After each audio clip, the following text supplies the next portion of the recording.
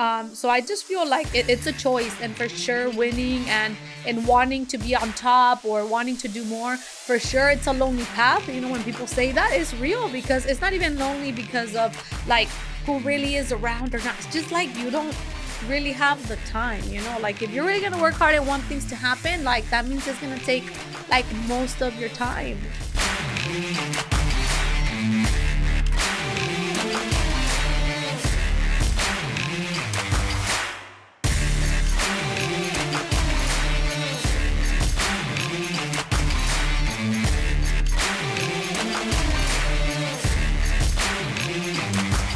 Hey guys, welcome back here, and I'm very excited. Anna, first of all, I want to start it like this, look, and just get very comfortable because it's gonna be quite a next hour.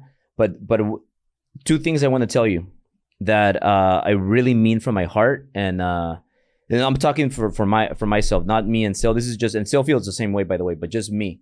You are one of my favorite people in the company. Like that I don't say this to anybody, but you're one of my favorites.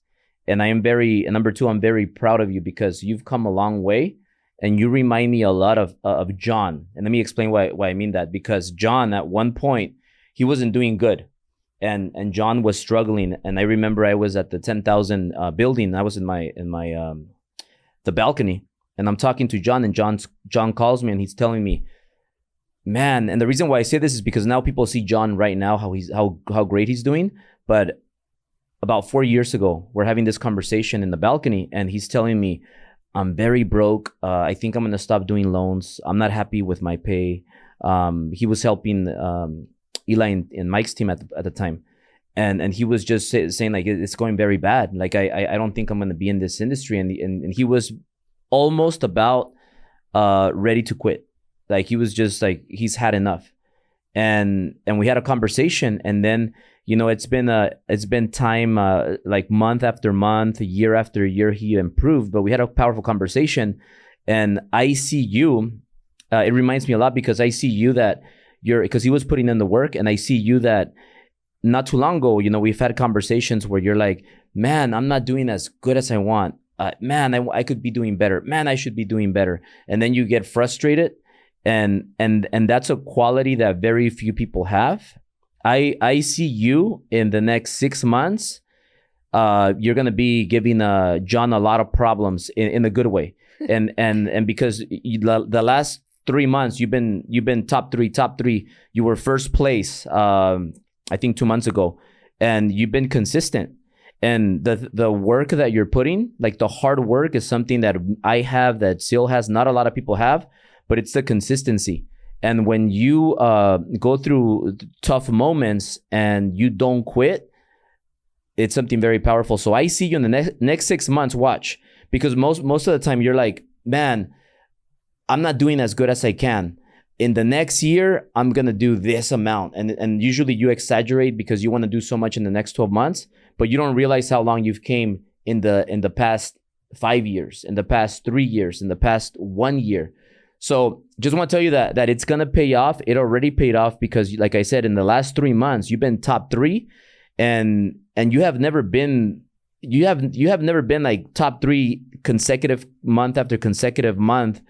And remember, it takes time to pay off. So the hard work that you do right now, it's going to pay off in the next 90 days sometimes in the next 120 days. So just keep that consistency and that momentum, because there's going to be in the next few days, you're going to have all these, 18 or so deals that you have where there's offers being sent. They're all going to open up.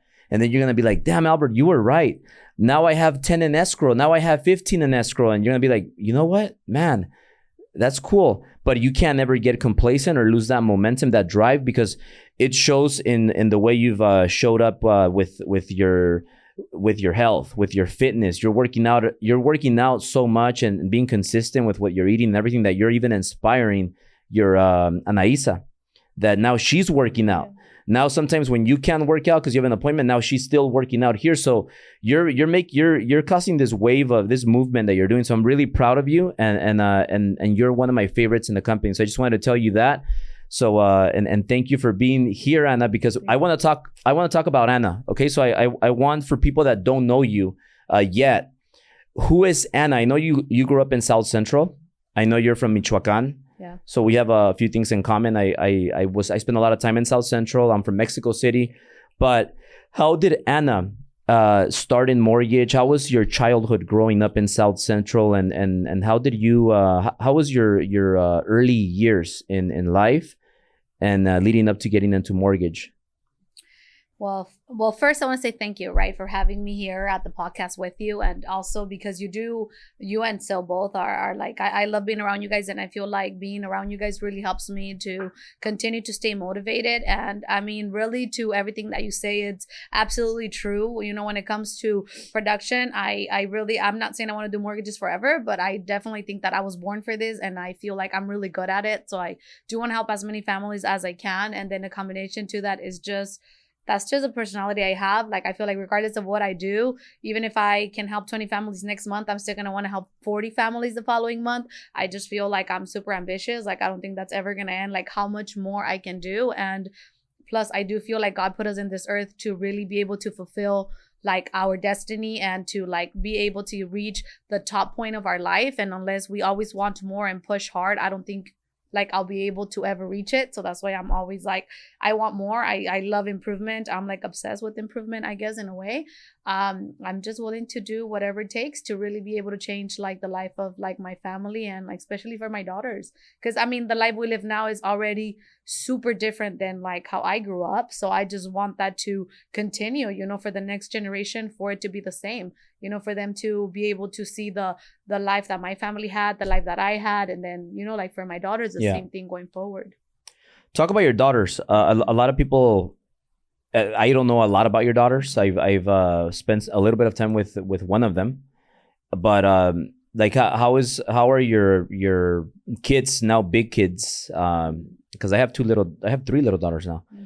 But how important are they, and what do they mean to you? And does that have any influence in how you operate in the mortgage business, how you take care of yourself, and your recent change with also your workouts now, and what have your daughters what do they mean to you in how you have changed? Because I think maybe I'm wrong, but I think your daughters, especially the bigger one, because you have a bigger one, right? Yeah. The one you brought here, right? Aaliyah. The one that did she go to the trip? No, she didn't. It was just okay. Yeah. So your older daughter that came here to our training, she seems very ambitious too. Like, she seems like she wants to learn, and she pays attention a lot. I noticed that she watches around, and she's always thinking. Is that something that you taught her, or she got from you? I mean, I say more than she's my daughter, right? So probably a portion of it, but I just think like all the changes I've done recently is because I really want to be able to like lead by example. Like, my daughters are my life, right? Like, everything I do is absolutely for them too. I have a 16-year-old and a 10-year-old. So my youngest just turned 10, but I feel like, you know, it starts with my oldest. Whatever she sees, I feel like she's going to replicate, and then my youngest is going to do the same thing. So I feel like it's all a pattern. I mean, like, I feel like for me, the most important things in life are like God, family, and money. Like, honestly, like that's to me, like, that's what it is, and that's what I want to show them. And I feel like the best way to show them is through what I do, you know, which is why now, like, I focus on like working out. My 10-year-old, she's actually super into like working out and like activities, and I want to be able to show that to like my first daughter so that she can pick it up, because at the end of the day, I want to live a long life, you know, fulfilled with blessings and abundance. And I just feel like at the end of the day, if I'm not healthy, if I don't take care of myself, if I don't work out, and then I'm just like fat and old, like, and I'm sick, like, what am I going to do? What am I going to want the money for? Like, if I'm not going to be able to enjoy it with my daughters, which is why I do it, right? And of course, my daughters are my priority. They're my number one, but I am also super close to like my mom. And in general, my family, I try to help them as much as I can. So I want to be able to, like, right now I have to put my head down and work as much as I can, but I do want to be able to at one point enjoy it. And I feel like that's the only way I'm going to be able to do it, if I take care of myself. I feel like, honestly, Albert, I feel like it's not only me. I feel like a lot of us Hispanic, like Latinas, I feel like it's different for different countries, but at least like for us, we're just, a lot of the people when you're growing up, they're teaching you to just like, you're there to serve like the man, or like priorities are always like your kids. But I personally think that's wrong, because I feel like whether you're a man or a woman, you have to be good in order to help the people around you. And we forget that, right? And Yeah. I've forgotten that at one point too, because I'm always like, oh, work, work, work. But now I actually make time for myself, because I'm like, if you're good, everyone around you will be good. But at the end of the day, if you're not taking care of yourself, like how can you want to help others? Yeah.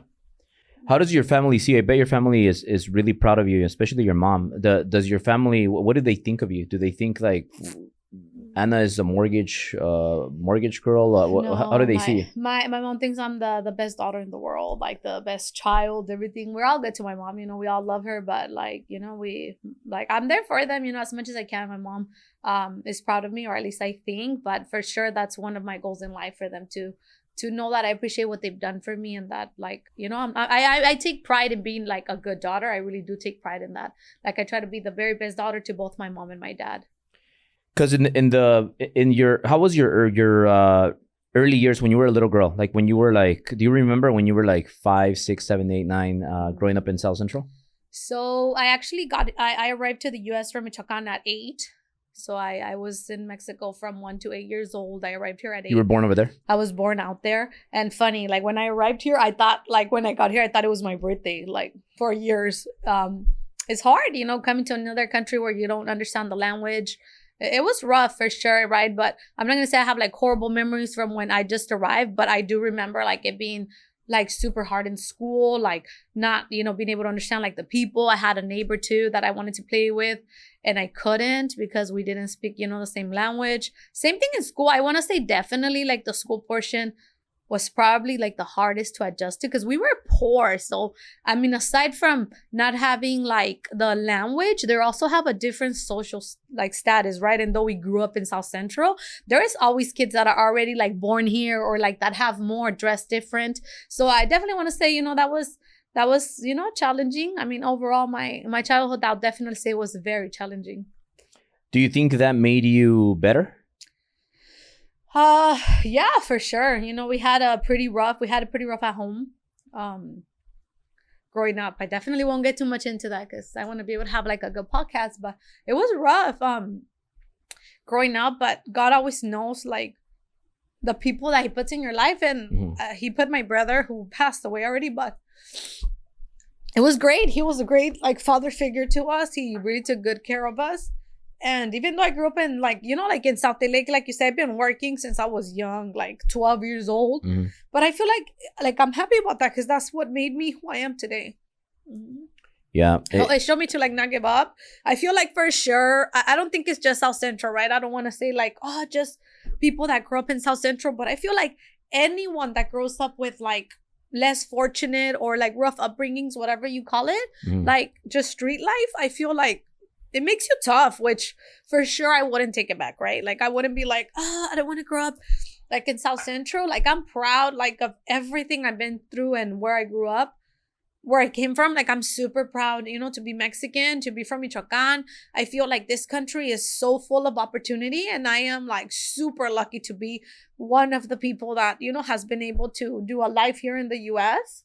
Like my dad, I always tell him like, oh my God, like there's nothing I'm more grateful for than him deciding to bring like my family and myself here, because like I can't even imagine what my life would have been out there, like I would have just been like, I don't know, married at home. I don't know, scary.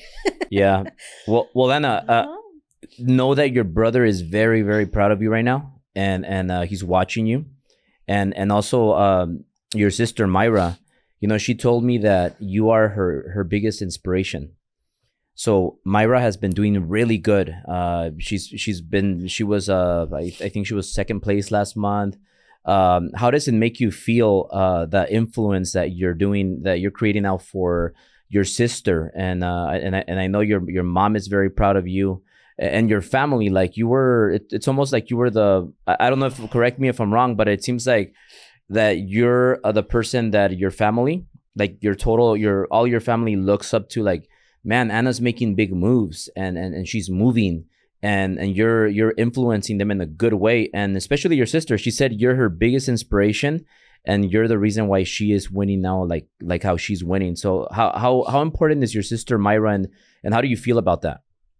I love that she feels like that. I love my sister Myra. I mean, not only because she's my sister and she's like a great human, but she's my best friend.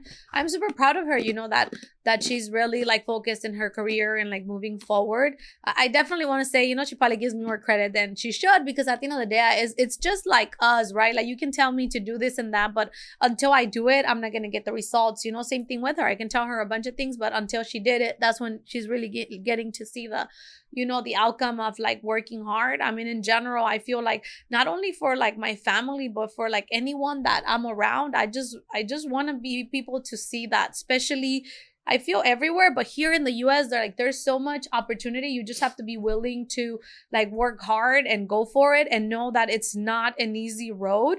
But for me, I feel like, do you want to work hard and have money and be able to have what you want and what you desire and be a good example to others and give your kids what they want? Or do you just want to stay at home and be broke and not be able to provide, anything? Yeah. Like, for me, it's not easy to have to work like super late hours or not see my daughters a lot, and I get to spend enough time, because for sure that would be like the only regret or thing that holds me back in business. I do know that I don't spend enough time with them, but I also know what I have planned or what I see our future being, and they're going to be able to see the results too of the hard work.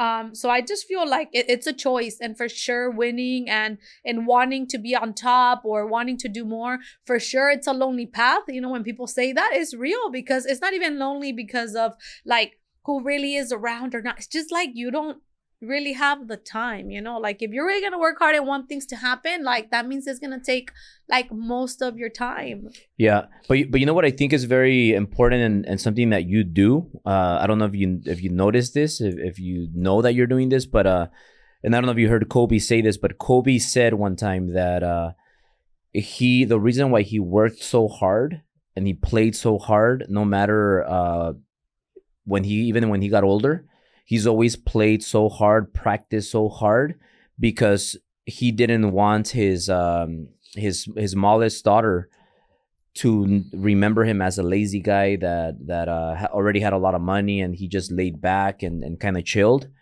And then his older daughter remembering him as a hard worker, that he was intense and that he was giving it his all every single day, because he felt responsible that, hey, just like my older daughter saw me when I was in my prime, I don't want my newest daughters to now see a different Kobe, and I want to be the same role model to all of them.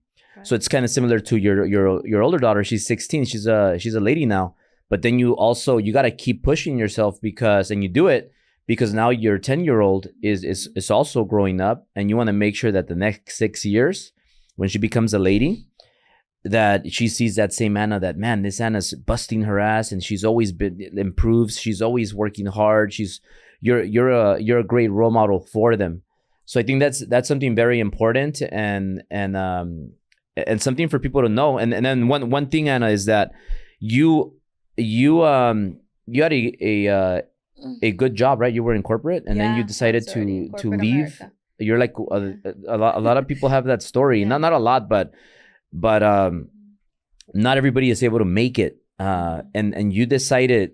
And why did you decide to go from corporate to get into a sales job where now if you don't sell, you can't eat? Like, you have to make, and then sales wasn't something that came natural to you. I remember that. Mm-hmm. And what made you decide, you know what, I'm going to leave this corporate job where I'm getting paid good money or decent money, and now I'm going to go and get into sales where I got to close deals in order to pay my bills? What made you decide that? So I want to say it was God's way, right? First, because I didn't plan to get into sales. I honestly didn't even know what sales were. I had always had a corporate job in which I did do well, right? So I climbed the corporate ladder pretty quickly. Since I started, I was like getting promotions, increases in pay, and like actual job changes too, a lot for the corporate that I was working for. I definitely ended like on the lending side by accident, which I'll go into that, right? But I feel like even the first thing that got me to transition jobs was actually that I had already reached like the cap where I was at. There was literally only one more position left above the one that I was able to get to, and he was absolutely amazing at what he did. He was actually my first mentor, which I didn't even know at that point, but he was. His name was Tito. So he was like just absolutely great at what he did, but I just already knew that in order to move further, I would either have to take his position or be willing to relocate, which the corporation had also offered. But that's just not what I wanted. And I have always believed in growth. And I just don't believe in just staying where I'm at, right? I feel like we're supposed to be evolving all the time. So I decided to I got a job offer for more money in the exact same industry that I was in, which was related to hospitality. And I took it. That's actually one of the biggest mistakes that I've made in my life, but it's also just taught me so much because when I say like now, I think I've actually told you, like, I believe the grass is greener where you water it. Like the grass is not greener, where you think like, oh, I'm going to go over there and the grass is going to be greener. Like, no, the grass can be yellow here, can be green here. It's just what you do with it, So that's what happened to me. Like I left, it was a lot of pay, but the place where I went was just a horrible place to work. Like it was just very hostile. And like, that's just was not a reflection of who I was. So I decided to relocate. My husband and I had just purchased a property. And so I was like, I'll just find something else, right? Like, so change has been something that I've never been afraid of. I feel like I'm willing to work anywhere. I do consider myself like a smart person that's willing to adapt. And I feel like change is always good. So I did it, but I definitely underestimated what that would look like because I went from like LA to like suburbs. So I went to like the Palmdale area, which pay wasn't going to be the same. And then I actually started working or donating my time. I met someone which was my lender, the one that financed my property. And he had just opened like a branch and I thought it was office work. So I thought it was like kind of like a corporate, right? I didn't understand that lending is completely different. So I kept like sending my resume to him and letting him know, like, I know he just opened a branch. If he needs help to let me know. And then basically eventually he told me like, okay, well, if you want to come check it out, see if you like it. So I went in and I was there for about maybe like 2 to 3 months without pay, like just checking it out, helping around.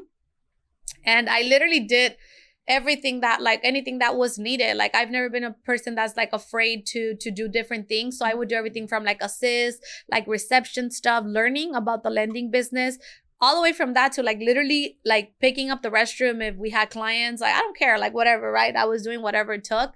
And then so I pretty quickly realized that I was interested like in the lending industry. So his name is Adrian. So he was like, okay, well, if you are interested, then get a license, right? So I went through the process. I passed my my NMLS license, like to do lending.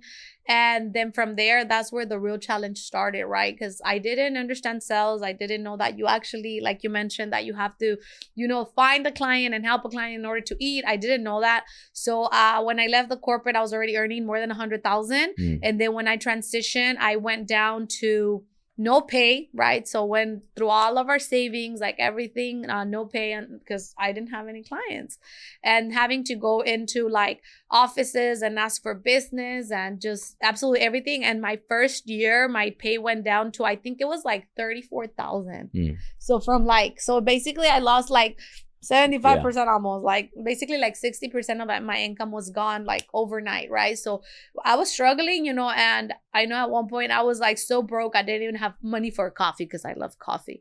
And I didn't even have money for that because it got like really bad. I think that's the only time where I've actually thought like, man, I'm like really messing my family up with my dream of making money in lending, right? Because I was like, I don't even have coffee for now. Like, how am I ever going to do good in this? But I just still showed up to the office like pretty much every day, like kept struggling. And I was just like, if I can go back to at least making what I made in corporate, like this year that we were in, which was a year 2, I was like, I'm going to go back, to corporate world, because I am not willing to like not earn what I feel like is at least basic, needed. And I just like ended there almost. I want to say like, I don't know if it's a coincidence, I always say it's like God's way of putting us where we're supposed to be. But that's how I ended there. That was my loan officer. So I had no idea. I thought it was going to be like corporate work or office work. And it was something completely different. Yeah. So most people that get into mortgage or real estate, they figure, well, I'm good in math, so I'm going to be a good loan officer. Oh and I'm yeah, gonna make a no. lot of money. And because they see other loan officers that drive nice cars, have nice watches, have a nice lifestyle, and they think, oh well, I'm pretty good at math. I'm very good at math. I'm gonna be a loan officer. Or people think, oh, you know what? I like homes. I like the designs. I like being outdoors, and they think they're gonna be good in real estate, but they don't realize that a realtor or a loan officer is a sales job.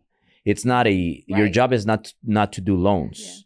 Your job is to sell, because if you don't sell, then you don't have any loans to work on. Mhm. So I know you realized that and you got really good at it. But when you first started in the lending industry, do you remember your first year, like how it went? Was the 35,000 that you made, 34,000 that you made, was that income from referrals that you got? Did they give you those deals? Did they give you like a base pay? Or how did you get those first Yeah. clients? So that was actually that one. The very first year was like after the 3 month, I got like a base salary at the office, which I had to do like office work for, and then I would assist like the loan officer. So that was like primarily from like the base pay, plus there was like I want to say there was like a bonus per file if I can recall properly, but it definitely wasn't like any of my own like production, nothing. At that point, it was just primarily like indoor, like just in the office, learning like what loans were and how to structure them, because again, I feel like even during my first year, I didn't understand that this was a sales job. I just thought like I'm gonna kind of the same thing as corporate, like you're gonna do what you're told and it's gonna work out, and it was very far-fetched, right? And very different from the reality. So it was until like my second year in lending where I started actually going out and looking for business directly. But even when I compare it to now, like I'm like I was just like such baby level, because I still didn't know what to do. I just went out there and genuinely told people like I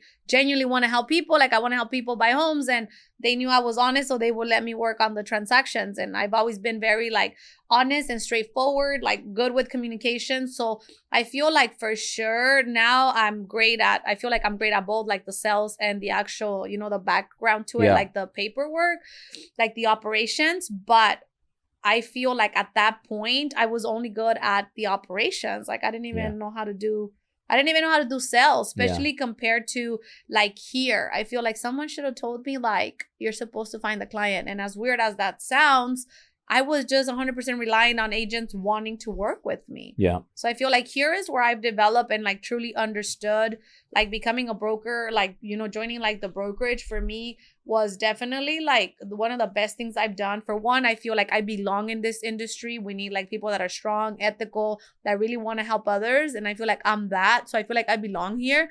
But I love here like that it's an actual brokerage, because I feel like this is what has really helped me with growth.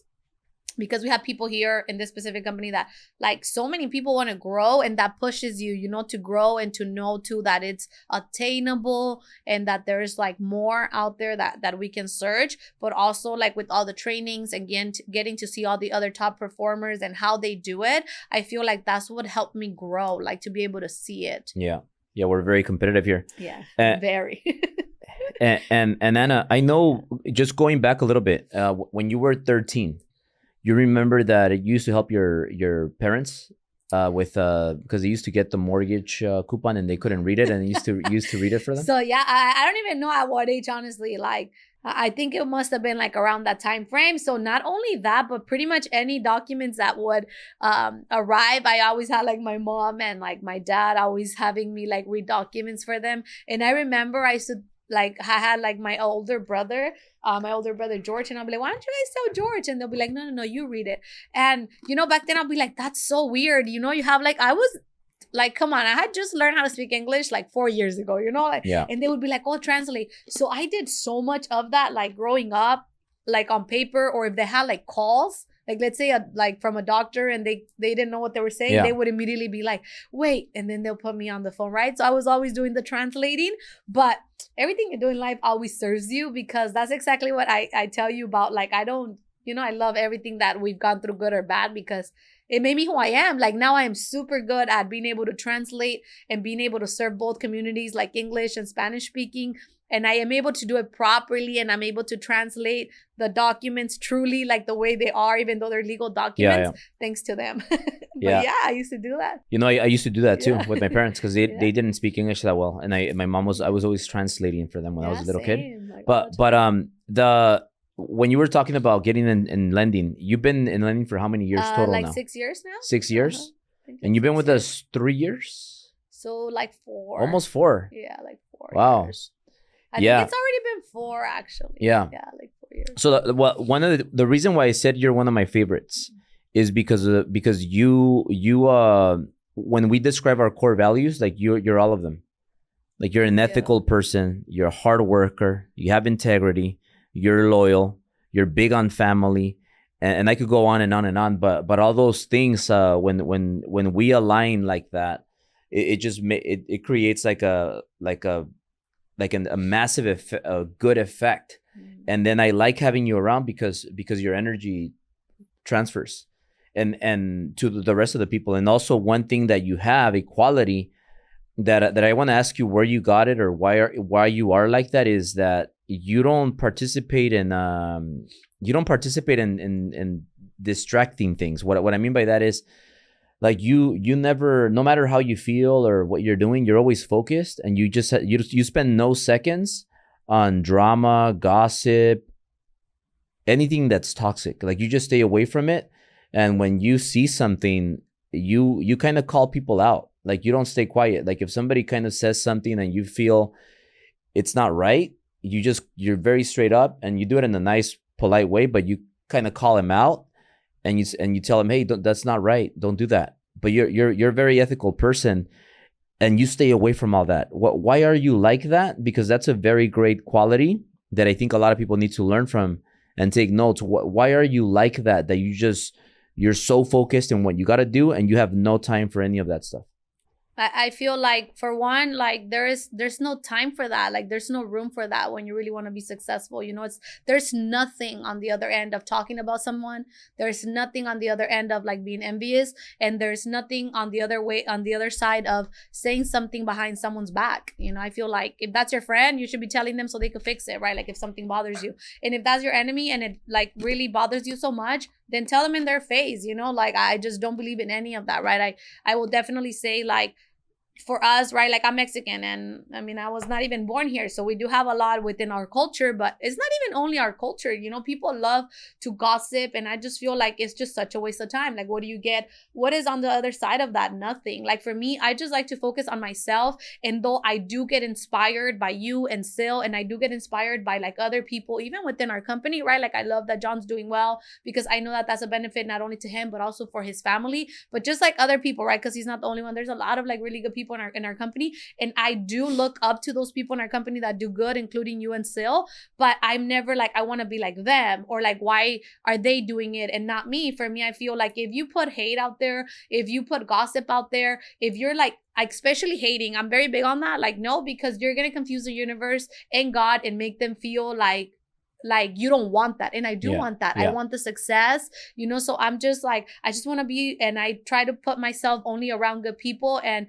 one thing that I have learned, and I think is also with, you know, like as you get older, Albert, because obviously we go through like good and bad friendships, and I'm just really big now, like if you show me your true colors, I'm gonna pick them up and I am gonna believe it. Okay, I'm not gonna come back around a second time hoping or thinking that you're gonna change, because people don't change for you, they only change for themselves.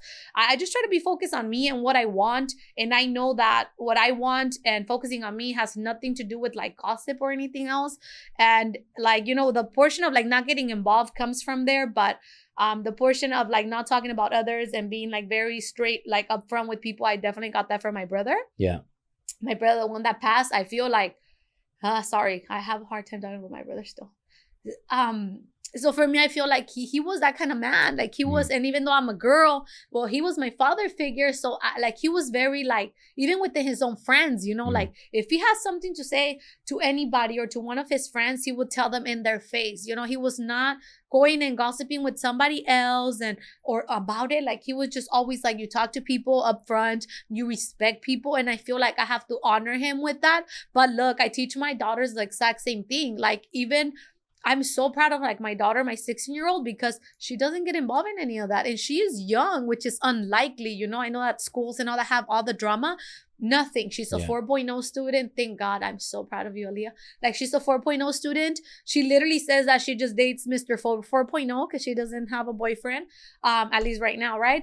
And I just feel like our kids do what we teach them, Albert, right? And the people around us too. I just feel like I either want you around me or I don't. If you're not a good person, or if you're trying to talk to me about someone else, then you were most likely going to do that with someone else about me. So I just don't believe in any of that. I just don't. I don't want anything like that in my life. I leave peaceful things to staying away from that. And the focus part is very impressive. Where do you think you get that drive to stay focused? Because I don't know how detailed you want to get with your schedule, but I would like for you just to share a little bit of what your schedule looks like, because I never see you waste time. Like, whenever there's even when we have little mixers parties, like, you're the type that you're like, I'm not gonna get that drink, or you get a drink, you don't even drink it, and when you're in those, when we're having our events, you're like talking to a realtor on how you can help them, how can you work with them.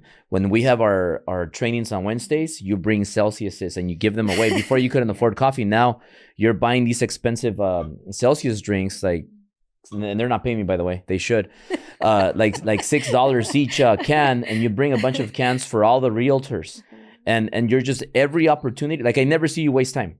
And then you're very you're very structured, so you know when you you don't leave when the time tells you. You leave when you're done, and then you finish your work, and then you're working out, and then you finish your workout and you're jamming home, because I'm sure you want to see your daughters.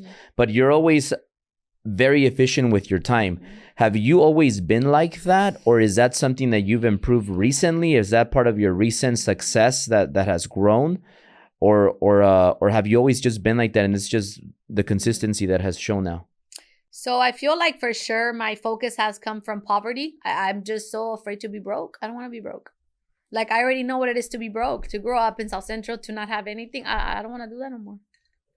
I feel like, honestly, like, if, you know, even if you ask me like later, and even, I don't know, like, you know, I'm not a millionaire now, but I will be. And I'm sure that even when that happens, or I'm like super wealthy, I would still be doing it, because I just feel like I already know what's on the other side of not doing anything, or not improving, or like in general, just, I already know what it is to grow up poor. And number one, I don't want to be poor again. And number two, I definitely will not allow my daughters to grow up in the same situations that I grew up. I want a better life for them. You think your fear to be broke is what drives you to want more and more and more, and keep improving? That's why I know that it's never gonna stop. You know, like, I've had conversations with people, because you know, I won't say who people are, but because, like, you know, like I mentioned, like, wanting more and doing more, it is a lonely path, and I know that I am aware of it. And I'm okay with it, though. Like, I'm 100% sure that I'm okay. And if it takes me being lonely to get more and get the money that I want and everything, I'm okay with doing that, because I know that that's what it takes. And I do think absolutely is because of that, because I already know what it is to not have anything. And I'm not willing to go back. I was going to ask you that, if you feel, but you kind of answered it, if you feel that you have pushed people away, or people have just naturally left your life, your circle, because of the way you are, because you kind of, that could be scary for a lot of people, or not scary, but you make them feel uncomfortable, because you're always thinking big, and you want to do this, you want to grow, you want to get better. And most people, they just want to stay comfortable. And I feel like it, you know, like, it's okay. I'm not, honestly, not saying that, oh, you shouldn't, but it's just not for me. You know, like, I just know I was not born to be normal. I was not born to be having an average life. I was not born to work a 9 to 5. I just want more. Even when I was a 9 to 5, I was still working like 14 hours. So that's just not in me. I just know, like, I'm ambitious. I want more. And to say to anyone like, oh, I'm just going to reach 1 million, let's say, right? Because I haven't reached 1 million yet. For me to say, like, I'm going to reach $1 million and I'm going to stop, that would be a lie. And I'm not a fake person, because I know when I reach 1 million, I'm going to want 2. And when I have 2, I'm going to want 10. And like, I don't know where it will stop, because I feel like I'm not going to stop until God ends my life, because I owe it to God. Like, we are supposed to be the very best. And if you don't push to want more and more, like, how will you ever know if you reached it? Well, you're gonna help us sell the company for $1 billion, right? You're gonna be part Yeah, of the for exit. sure, for sure. So Anna, you're I know you're, or I heard you're huge in Michoacan. Like you're the people know you I over don't there. know who said that, but oh my God, no, I don't know, no. Like maybe like in our hometown, un rancho, que más like our little, hometown. And Yeah. I don't want to say big, just everyone knows everyone over there. I'm not the only one, but I for sure do proudly represent Michoacan. I just love our culture, like our Yeah. people, like seeing what we're capable of, coming to another country, like getting in finances, learning the language, like I love it. When was the last time you went there? I was actually there in September. We celebrated my daughter's quinceañera out there, like because of our like traditions. So we had a big party out there. It was beautiful. Yeah. Yeah. Well, how does it feel when you go back there? Do people get excited? Do you get excited? Like what is it like when you go there again? It's beautiful. People like I think Because a lot of places, the difference going there now, because now maybe you're not where you want to be, but now you're a very successful woman. When you go versus when like how they used to know you, or how you came to the U.S. from there, you were getting started. You didn't have a lot of money. So how does it feel now, or how do they see you and your family now? Now you go back there and they see you with your life that you have now. In general, people from our hometown, they're, everyone's still out there is super humble, super beautiful people. I don't even know that they really know or care about how much you do or don't make, but it is wonderful, to go out there and to see where we started. When we went in September, the garden where I went to school, it's actually still there. And I couldn't believe it, to know like this is where everything started. And obviously life there is completely different. Everyone still lives I don't want to say super humble, because there's like huge mansions built out there already from the people here in the US. But it is always nice, to go back and like remember where we came from, and get to see like those people that like seen me grow up, or walk around there like a little girl, and that I don't get to see because they don't get to come out here, right? Yeah. So it's always nice. My dad has a property out there that he's actually building. Where I'm helping him. We're almost done, but it's pretty much he's been his whole life project. He made it, and then he wanted to make it bigger. I don't know. My dad just loves it out there, so he has a house out there. It was really nice, getting to see the difference. It just reminds you. Are you very close with your dad? So with both, yeah, for sure now more as an adult, because I feel like God chose my dad for a reason, and I just try to be the very best daughter I can. Yeah. So getting into the lending now, for you're the first lender in your family, correct? Yeah, I'll definitely say overall, like in my family, right? So I also have there's other girls in my family that I definitely always thrive to inspire. I have a goddaughter, Jocelyn, too, who she's going to college now, and just like a bunch of people that I'm close to that like look up to what I do, or what I've been able to do in the lending industry. Thank God, I've been able to do well. Our incomes are definitely very rewarding. And even before the money came along, I was actually, I believe, the first one in my entire family, not my immediate family, but my entire family that graduated from like high school. I want to say, if I'm lying, guys, I'm sorry. That's just what I think. I think so, though. Because I don't know, right? I don't know. But I think from like my family members. And I don't know about now, but I'm almost certain that, I'm still like one of the highest earners like in the family. And I don't say that to like, oh my God, like, sound any type of way. It's just like, I am happy about that, because it inspires and it shows the other young ladies, especially in our family, like my daughter Aaliyah, like my other daughter, like all of the little girls, because we have so many little girls in my family. And I feel like it shows them and reminds them that they can do anything they want to do, and they can push like so hard, because there's really so much opportunity. Do you ever like say to yourself like, soy una chingona, like I'm... Oh, I am a chingona for sure. I always say that. Do you ever just like pause for a little bit and just think about like how awesome you are? So I say like, I don't know about how awesome. I do believe like I love myself like exactly the way I am, but I also do believe like I am happy. Like, like I like to listen to it, my led, and he always references something that I love. He says you have to be blissfully dissatisfied. And that's literally how I live my life. Like, I know that I'm doing better today than I did yesterday. I know that I've had improvement and growth, but I also know that there is more to chase. Yeah. So And- I just don't know how to be like, oh yeah, that's enough. I feel like, yeah, it's great, but if I keep going, it can be better tomorrow. Yeah. Now, really quick before we jump totally into the lending talk, you've been working out very consistently. What is your goal? Do you have a goal that you want to reach? Or are you gonna just get in shape and stop, get in better shape and stop, or do you plan on doing it like forever? Yeah. Like what is your goal for the workout? So you know what I do again now? Just recently, I do have like a goal. I want to get stronger and leaner. But this time that I started my fitness journey, like I actually took a very different approach on it, right? Like I did it more like before I would do it too. I've always gone up and down in weight a lot, because I've been like inconsistent with like my eating and my workouts. But this time it was different. Like it wasn't like, well, I'm just gonna work out or I just want to be able to lose weight. Like it really wasn't like that. It's just for my overall life. Like I just want to continue to work out, and it is now part of my life, and I want to keep it like that because I want my daughters to do it, and then also because I just want to be well long term, not just now. I feel like that's actually what has helped me a lot this time, where I'm just like, I'm not in it to reach a specific goal or like in a short time, because that would mess me up before, because I want everything now because the way I am, my personality. So when I would work out and I didn't see the results I wanted, I would just be like, oh, it's not working. Yeah. But I was not doing it like it with enough time. So this time I've incorporated into my like daily, like, life, my lifestyle, because I want to be able to keep it long term. Like I want to be fit forever, not just like, through certain time frames.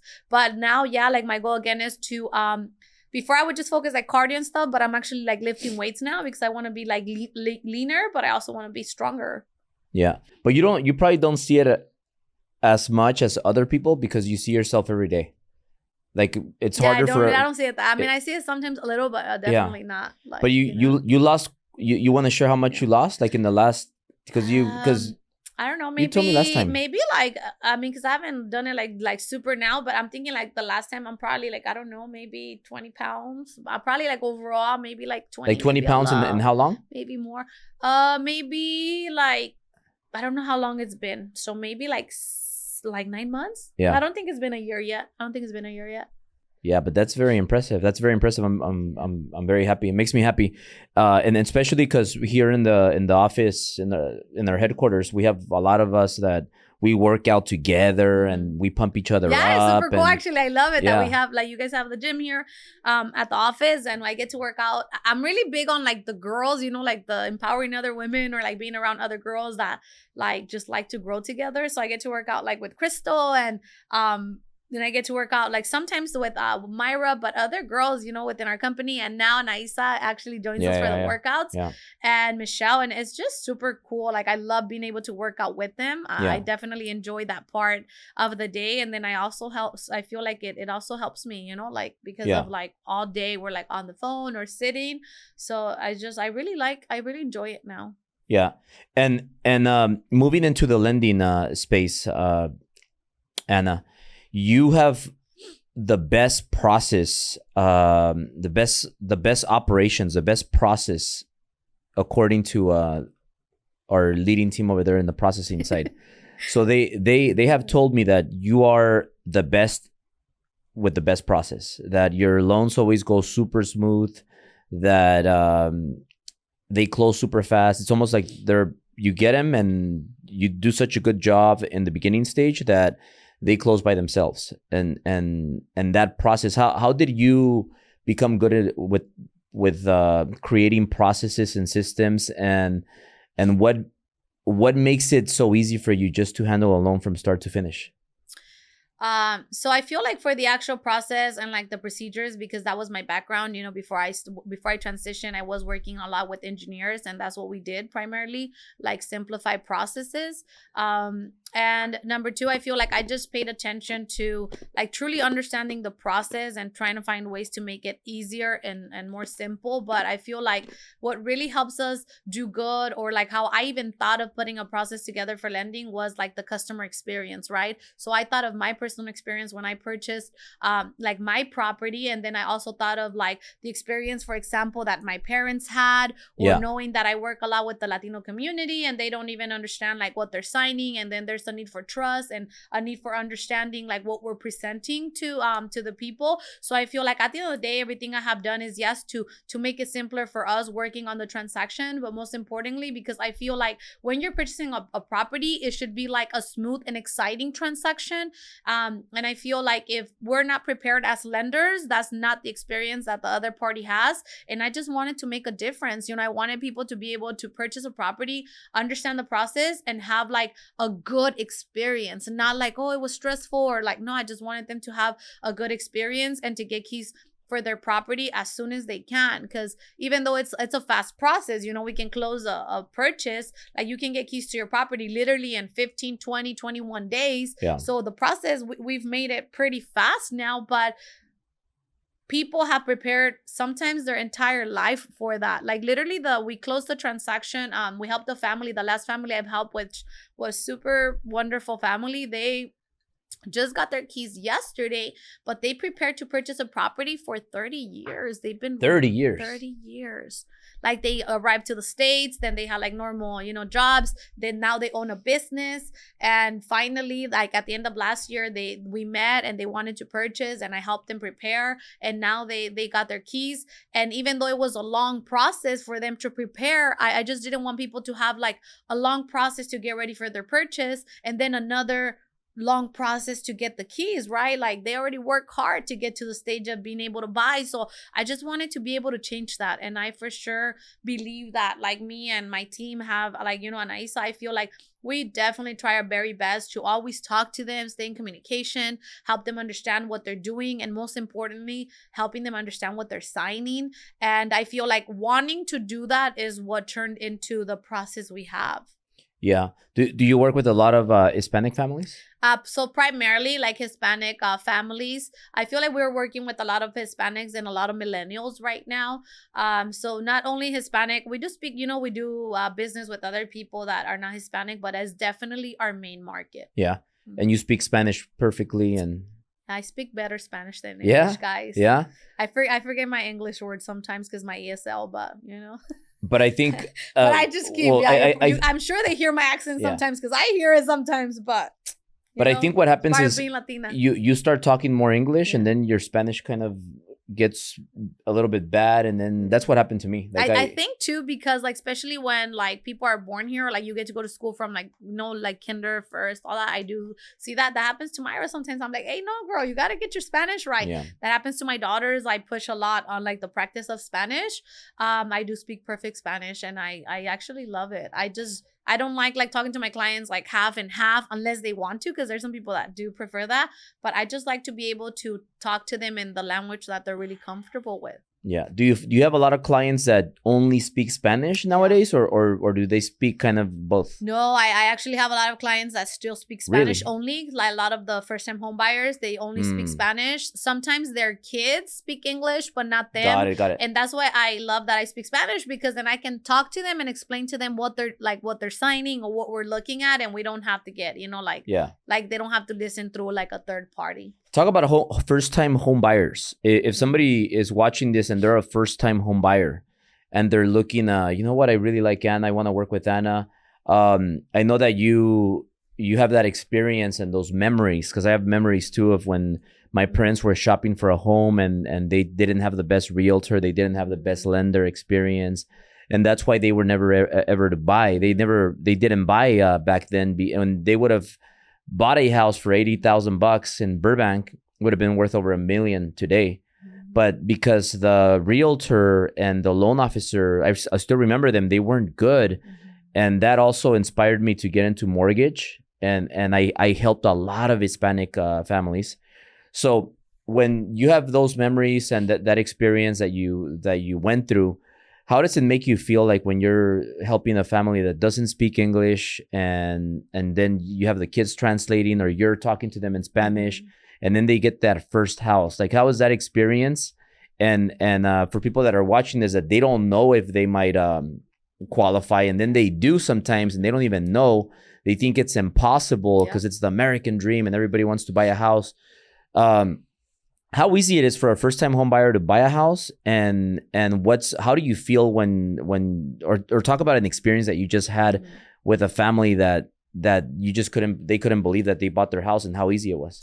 Yeah, and you know what? I think that, like, you know, a couple of things like you mentioned, like, how does it make me feel? I feel like there's nothing that makes me more happy and gives me a bigger dopamine shot than helping families buy, because I always think of my mom, you know, like my mom and my dad, which, like, they are not what motivated me to get into the industry, because I just landed here by accident, but they're definitely the reason why I'm ethical and very honest with, like, the people I help, because they were screwed over, you know, by an unethical person that wasn't even licensed and claimed they were, and, you know, they ended up losing their property. And once I got into this industry and actually understood that I would be basically like equivalent to that person that messed them up or screwed them over, I just, like, it was like a commitment and to myself, like, I will never put a family through that. You know, I will never put a family through being in the street or, like, making them sign something that they don't understand. So it definitely makes me proud to be able to help people the right way. And I definitely want to, you know, tell, like, our Hispanic community, like, you know, get in contact with us or with whomever you want to talk to about lending. Make sure they're licensed, and then get information about purchasing a property, because it really is not hard. You can find out if you're approved literally as quick as an hour. Like, we sit down, and if you're not ready, we help you plan. Like, the family that we just closed, we sat with them twice, and by the third time, it was because they were already signing their loan documents, you know, to start the transaction. They got their property in 22 days, like, from when we opened contract, and they were so happy. They couldn't believe it because it was such a long time frame for them. But also, they had met with a different lender before they met with me, and the lender just kind of left them in limbo, like, never really told them, like, what they had to do. So I feel like you just have to be working with the right person. But there's so many programs out there that can help you buy a property, and it is really not hard, you know, like, well, because you make it easy. Oh, I don't know, I don't think so. It so is. now you're I think you're a huge asset to realtors. You work with a lot of realtors, right? And if a realtor is also watching this and they want to work with you, I think that because of your process, it makes the realtor's life easy.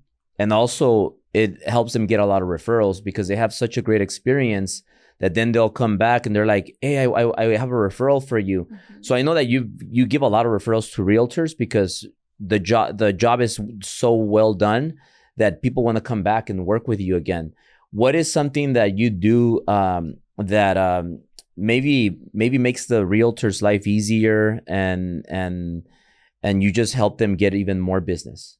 So that's definitely the goal, right, Albert? Like, so for the realtors, they do a lot of work as in finding the lead, the sales portion, and then bringing the client into us. So for me, and in this case, it's not my goal. Like, we truly do it already for the agents that we work with. Once they bring in a client to us, we take care of it, and we just take care of everything from that point forward, because they need to be able to have the time and freedom to go out and find, like, a new client, a new family to help, while we take care of, like, the loan. Because at the end of the day, if it's already open, then that's for us. You know, why are they gonna need to be involved? So we do a wonderful job at, like, communicating with them, keeping everyone involved. And I have actually had agents that have told me that because they work with me, they've been able to focus on business and grow their business, because they don't have to be, like, chasing lenders, you know, like the lender around with trying to find out what's going on with the transaction. I mean, we close our deals on time. We remove our contingencies on time, which, you know, for those that are watching that are not in this industry, is basically like the clauses on contract to make sure that, like, your money's protected. So we meet all those terms. So it does definitely give them the freedom to go and focus on their family or finding other business, whatever it is that, you know, they want to do. So we definitely have a very solid process behind us, and, you know, to help our agents, because they already went and found the home, right? So now it's time for us to do our job. Yeah. And how's your communication with the parties? Because I know that's important, and that's one thing that sometimes agents, realtors need They need the communication to be strong. I know you have a strong team. How do you communicate with with realtors and clients that makes it very seamless. Right. So we have full processes to follow on every single transaction. So we communicate 3 times a week just to make sure that everyone's on the same page. And I feel like with that, it avoids like the clients like having to call or not knowing what's going on, or like the agents not knowing what's going on. I can honestly tell you that in the past, I don't even know how many years at this point, but maybe at least the past 2 years, I've never had a listing agent call me to get a status, because they're like, they just know already what's going on. As a matter of fact, it's funny. Sometimes we provide so many updates that at the end of the transaction, we're sometimes wondering like, do they not see our emails because they don't answer? And then once we're done, they'll send an email like, oh, you guys did amazing, or like, thanks for the hard work. But like through the transaction, they're like, it's almost like they're not involved because we take care of it. Yeah, I heard some people have even complained that you close too fast. Well, they're sitting, you know, like we're sitting waiting for them to be ready. Because it's the opposite for you. You're like, you have the loan ready to close, and they're like, waiting. Oh, Anna, you're too fast. Give me a few more days. Yeah, because they have to figure out some seller stuff and things like that. Sometimes, we are like, you know, a lot of times, because we just focus on our part, right? I treat my business the way I treat my life. I focus on me and myself, and we just do what we're supposed to. And at the end of the line, if they're not ready, well, then we'll just wait on them. But we just don't want them waiting on us. Yeah. So that's awesome, Anna. So before we tell people where to follow you, give me something, share with me something that nobody knows about Anna. I don't know. What does no one?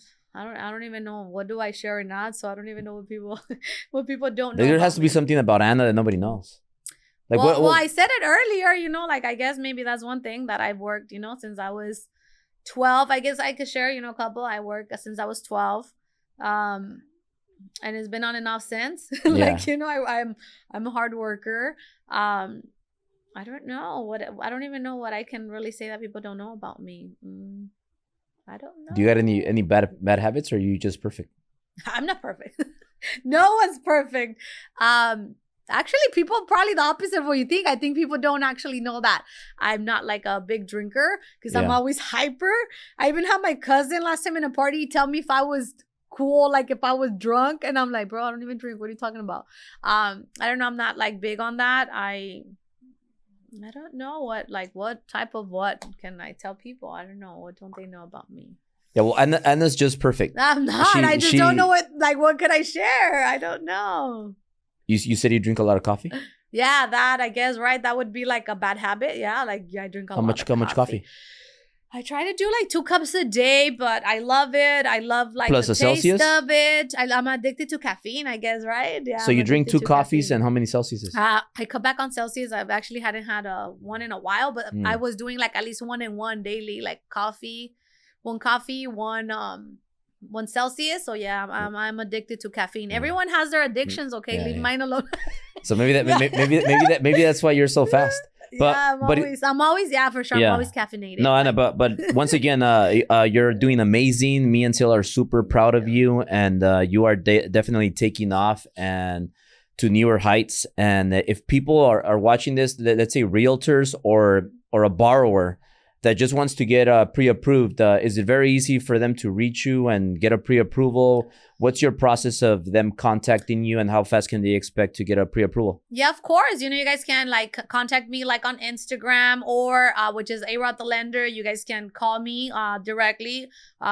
Maybe we can put my number down here. Just put your phone number. Just say your phone number. Say your phone number, and then I'll put it in the below. For like my number is 323-803-0627. And then you guys could basically just like we want to connect with you for the agents too. You know, if you're looking to connect, if you're a serious agent that, you know, it's like giving it your all in real estate like I am in lending, then we'll probably be a perfect match. And for the process, it's super easy. Like once we connect, we'll let you know what the process is, but we are set up to help you get pre-approved, whether you want to do an in-person appointment or if you want to apply electronically. We're fully set up for both.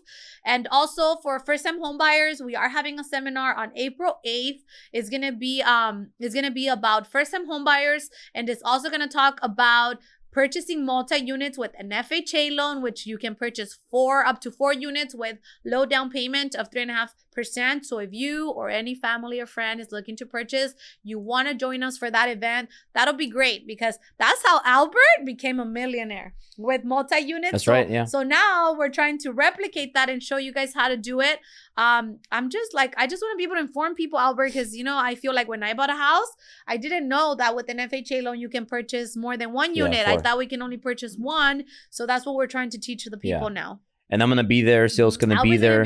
We're going to have a few special guests. Jared's going to be there. And for that event, is it free? How do they sign up? So our event is going to be free. It's already on Eventbrite. And if you follow my Instagram, I'm also going to be posting about it on there daily. And it's going to be on my bio, like for you guys to be able to register. Free event is going to be on a Saturday. Again, multi-unit investing, and like for first-time home buyers, we want you to be there. It's free. And we're also going to even have a mixer after. So we'll have like some drinks. We can hang out, and you can learn how to become a homeowner. Awesome. And then guys, go sign up. We're going to put the link also below, because it's going to get, once we reach a level of an amount of people, we're going to have to close it down. So go to the website quick, sign up, because it's going to get packed, and we're going to kind of close it down because we don't want to have too many people, but we are, it's going to get filled quick. It just went live yesterday, and we already have people signing up, you know, so it should be, it's going to be a great event. And the most important thing is that you're going to find out how you can become a homeowner and an investor at the same time for free. And then also one quick thing, if you're a realtor watching this, I highly recommend you reach out to Anna, because like I said, she's the best. She's the best of the best. And her process is very important, because if you're like me, or where you're very aggressive and you're very salesy, and you want to just sell and get more clients, you need somebody that's going to be the backbone, that's going to handle all the processing, so that you could focus on getting more business.